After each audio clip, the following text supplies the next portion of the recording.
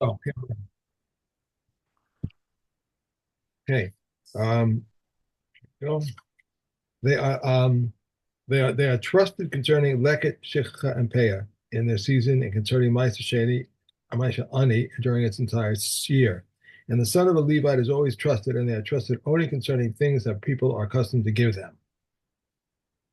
They are trusted concerning wheat bread, not trusted concerning flour or bread. They are trusted concerning the flour of rice, but they are not trusted concerning it either raw or cooked. They are trusted concerning beans, but they are not trusted concerning pounded beans, either raw or cooked. And they are trusted concerning oil when they say that it is of Maisa'ani, but they are not trusted when they say it is of nickel of olives. Excuse me. They are trusted concerning raw greens, but not trusted when they are cooked, unless they add a small quantity. For it is the custom of the household to take it out from the stew pot. Okay. Okay. Next up. Ein pochasin la'anayim begorin mechatzi kav chitim v'kav seorim. Now this is talking about Maaser Ani. So up until now we've been talking about all of the gifts that are left for the poor from the harvest. Okay, and those are things that the poor go and gather for themselves. The shikha, leket, and peah, all of those the poor go and gather for themselves. But once you're taking trumas and masros, and in the third and the sixth year, then you've also got to give Maaseh Ani. And the Maaseh Ani is given by the owner directly to the poor. So he has to actually apportion it. And now this Mishnah is telling us how much he has to give to each poor person from what he's given. He can't just like give one stalk to each poor person and say, yeah, here's your Maaseh Ani. If he's giving to the Aniyim are coming to his house to his granary to say, listen, give us our share of Maaseh Ani. You can't just send them away with a little nothing. Okay. So in this case here, the previous cases they pick the grain and all they pick that up themselves. They Yes. go through the Right. field, they pick it up. Right. But So here, whatever yes, they, whatever they pick up, they pick up. That's their but business. here, are you saying that here they have to give in the third and sixth year they have the owner gives it to them Only personally?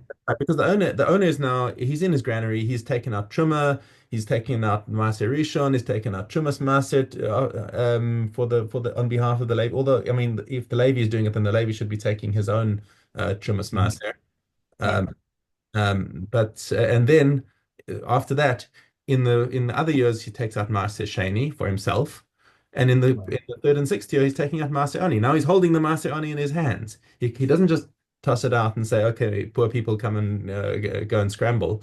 So Right. he's got to distribute it. Okay, so now says the Mishnah. The Aniyim come to the Goren to receive their share of the Maser Ani. So chav chitim, if it's a half a kav of wheat and a kav of barley, because barley doesn't make as much food as wheat, so you have to give him more. Okay. Rabbi Meir Omer chatzi kav. He says no, it's also a chatzi kav of barley. Kav v'chetzi kusmin v'kav grogros. Okay, a kav and a half of spelt, and grogros is figs, dried Slice figs, trick. right? You've got to give him a cover of that, or mane dvela, or a mane weight of pressed fig cakes. Rabbi Kiva Mer Pras, he says half a cake. This is all just opinions in how much needs to be given to the poor people. Chatzi log yain, half a log of wine. Rabbi Akiva says revius. You only have to give him a revius of wine per ani. Revius shemen and a revius of oil, olive oil that is. Rabbi Akiva Omer shminis. You only need an eighth of olive oil. Ushar kol haperos, and when it comes to any other produce that's not explicitly mentioned above, Amar Abashal, Kadeshiyim Kerem Vikach Bahim Mazon Shtei Sodas, that if he doesn't want to eat it himself, he could sell it in the shuk and still be able to use the money to buy two sodas for himself. Okay, that's how much needs to be given to each ani. Midazo Amura Bakoinim over Levium over Israelim. It doesn't matter who the owner is, whether just because he's a coin or a Levi and he's entitled to the Truma portion or to the Maaser Rishon portion, that doesn't affect how much he has to give Maaser Oni. Everyone has to give Maaser Oni in the same measure. Hayam Matzil. Now, but what a person can do, however, is in this particular case, he can show favoritism to his own family. So, like, let's say he's got a cousin, brother, whatever, who's an ani.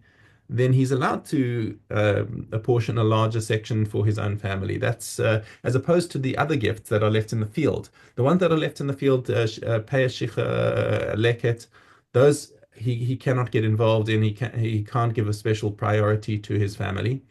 But Maseoni, he has the discretion who he wants to give to. So, so this is the Mishnah, but how much can he actually do that? Can he give the whole lot to his family? No.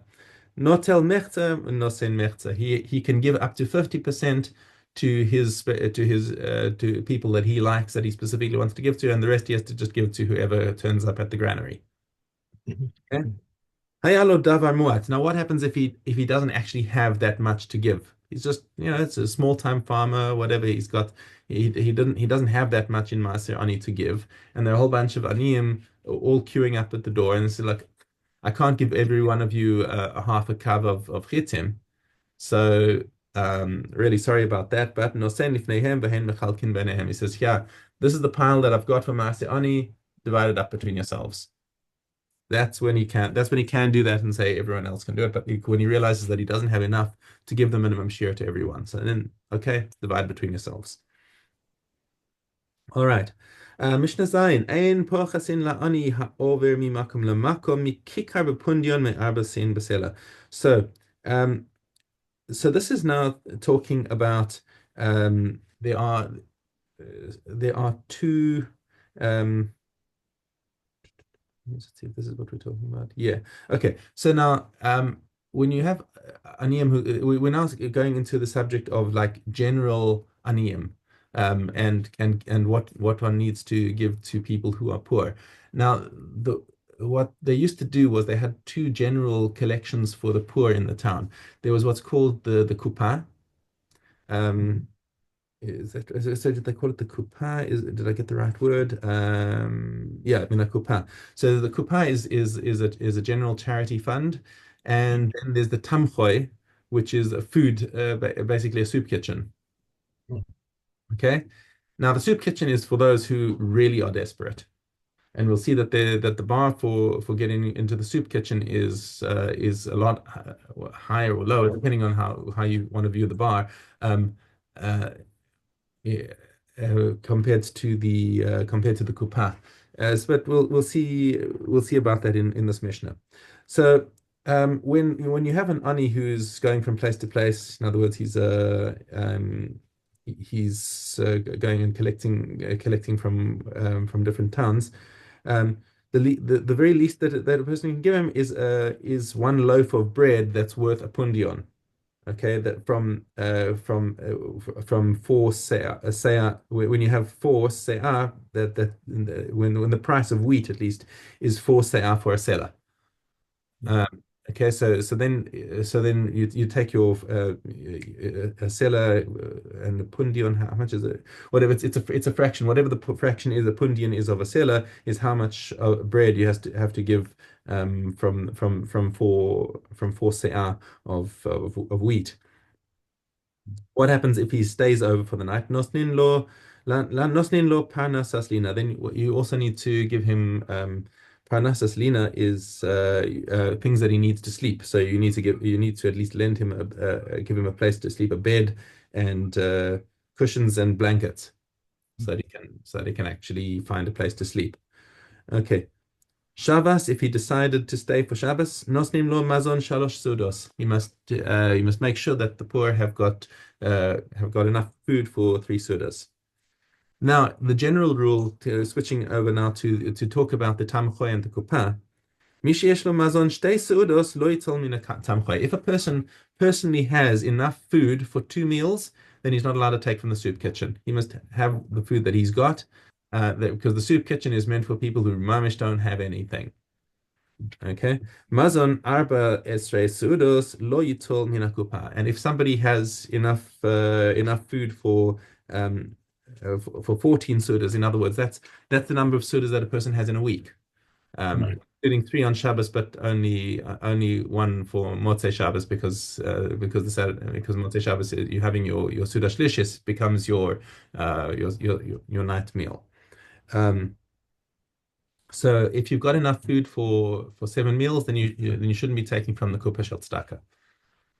Okay. והקופה נגבס בשניים ומשחלקת בשלושה. And when people are going around and collecting funds, going, walking around shul and saying, please, give to the kuppah, there need to be two people there because you need to know that there's that this is a legitimate thing. That's not just one guy taking stuff for himself. That two people who are watching over each other.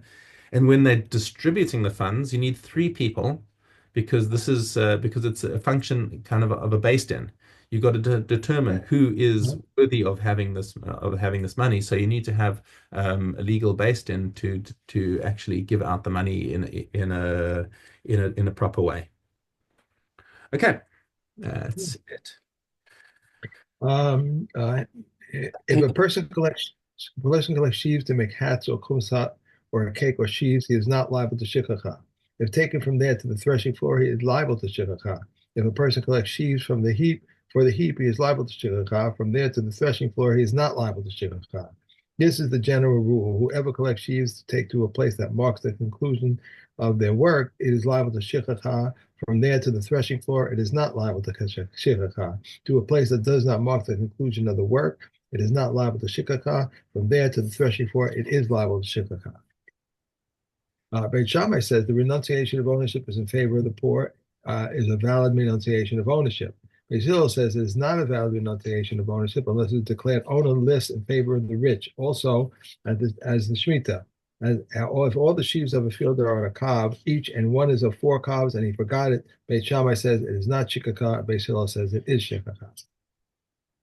The sheep that is close to a stone fence or to a heap with a cattle or to implements and he forgot it, Beit Shammai says it is not shikha, and Bisrael says it is shikha. Okay. Brachos. Okay. Dal Gimel. I mean base Gimel.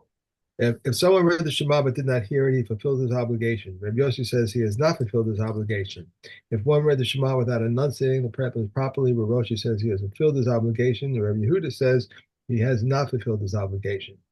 If one reads in reverse order, he has not fulfilled his obligation. If one reads in erred, he must revert to the place where he erred. The skilled workmen read while on the top of a tree or a roll of bricks, which they are not permitted to do in reciting the tefillah. A bridegroom is exempt from reciting the Shema on the first night until the first Saturday night. If he has not performed the deed, it is not performed the deed. If it happened in the case of Rabbi Gamliel that he read the Shema on the first night following his wedding, his disciples said to him, "Have you not taught us, one master, that a bridegroom is exempt from reading Shema on the first night?" He said to them, "I shall not listen to you to absolve myself from the kingdom of heaven, even for a moment."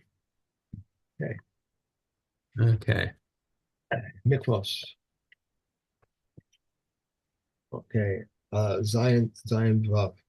If a mikveh contains exactly 40 saw, and 2 persons went down into the mikveh and immersed themselves one after the other, the first one becomes tahor, the second remains tameh. But Yehuda says if the feet of the first one were touching the water, the second one also becomes tahor. If one immersed therein a thick blanket and lifted it out, as long as part of it touches the water, whoever immerses himself becomes tahor. Regarding a leather mattress or cushion, as soon as one raises their lip out of the mikveh water, the water within them becomes drawn water. What should one do? He should immerse them and lift them out with their bottoms upward. If one immersed therein a bed, even though its feet were sunken into thick mud, it becomes tahor because the water comes first. Regarding a mikveh or shallow water, one can depress therein even bundles of water, bundles of reeds, so that the water rises, and one can then go down and immerse himself. If a needle was placed on the steps of a cave and one moved the water to and fro, it is as if the wave passed over it and becomes tahor. The land of Israel is tahor, and its mikvos are tahor. Mikvos of Gentiles outside the land are valid for Balakari, and even if they were filled by a canal. Those in the land of Israel outside the town gate are valid even for Nidos. Those within the town gate are valid for Balkari, but invalid for others who are tameh. So Eliezer says those near a town or road are deemed tameh because of washing clothes therein, and those distant are deemed tahor. Okay. Elim. Okay. Okay. Hey, Olive. An oven. Its beginning is 4 handbreadths, and its remains remnants are 4 handbreadths. These are the words of Meir. But if we come and say, when do these words apply? In the case of a large oven, but in the case of a small oven, its beginning is the smallest amount, and its remnants are the majority of it. The above applies from the time its manufacture is complete. What is considered the completion of its manufacture? When one heats it enough to make a sponge cake in it. Rabbi Yehuda says when one heats a new oven enough to make sponge cake, it's an old oven. A stove. A beginning is 3 finger breadths, and its remnants are 3 finger breadths. From the time of its manufacture is completed. What's considered the completion of its manufacture? From when one heats it enough to cook on it the most easily cooked egg, which has been beaten and put into a stew pot. A kupak, if one made it for baking, is measured as that of an oven. If one made it for cooking, its measure is that of a stove. A stove that juts out 1 handbreadth from an oven, a stone that juts 1 handbreadth from an oven, or 3 finger breadths from a stove. A connection is a connection. A stone that juts out from a kupak, if one made it for baking, its measure is that of an oven. If one made it for cooking, its measure is that of a stove. Rabbi Yehuda says they only said 1 handbreadth between the oven and the wall. If two ovens were adjacent to each other and 1 handbreadth is allotted to one oven and 1 handbreadth to the other oven, and the remainder is tahor. The rim of a stove is tahor. The closure of an oven, when it is 4 handbreadths high, it contracts tuma via contact and airspace. When less than this is tahor. If it was connected to the oven, even on 3 stones, it is tame. A flask receptacle and a spice receptacle and a lamp receptacle of a stove contract tuma via contact, but did not contact tuma via airspace. These are the words of Meah. Of Ismail rules them tahor. Okay. And we are on to Baba Basra.